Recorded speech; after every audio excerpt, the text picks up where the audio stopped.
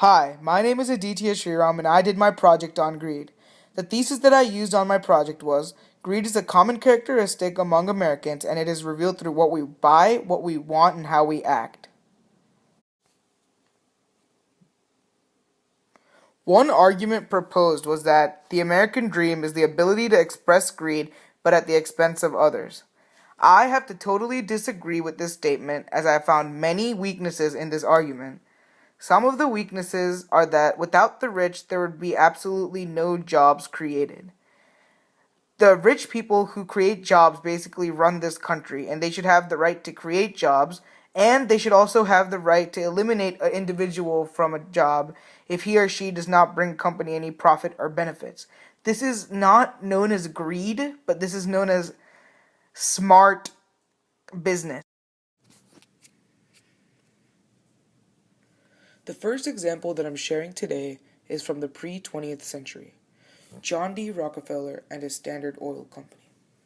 This is really a great example because it shows how greed is not always a bad thing and that it can lead to great success. Rockefeller was a great businessman. He made really wise decisions, one of them being to own all other oil companies, so he has no competition whatsoever. Finally, he reached his goal of owning all the oil companies and he was the only one receiving profit from oil. By the end of his career, he owned an oil empire and made tons and tons of money from it. This exemplifies how greed is not always a bad thing for an individual, but how it may hurt the rest of society's opportunity to have a business, and in this case, an oil business.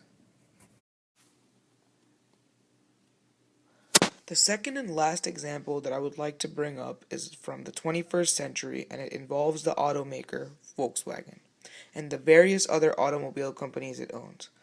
Volkswagen started out as its own company, by itself, not owning any other automobile manufacturer. Later, they started a subdivision now known as Audi, which is the luxury division of Volkswagen. Down the line, instead of creating their own make of cars, they started to buy out companies and they finally ended up owning 10 full manufacturers and partially owning 2.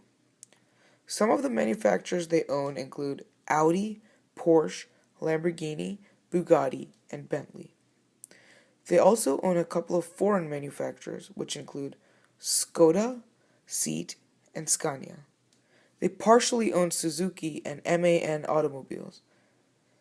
This is commonly referred to as greed by many reporters, but it is a form of business, and business will not thrive without some form of greed. Because Volkswagen now owns a lot of companies, they make a substantial amount of money more than their competitors in the market. Although greed can cause a lot of harm and potentially ruin some things, it has many positive outcomes as well.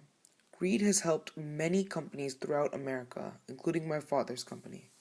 For my first-hand experience, I went to my dad's office to see him signing a deal with another company to provide them with IT and BPO services.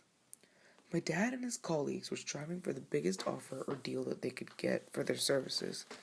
This can be classified as greed, but it is needed for a company to make the highest profit it can make. Without greed, my father couldn't have signed a deal with IBM for $5 million. Overall, I feel that greed can help businesses thrive and it is definitely needed in the long run for a business to be successful.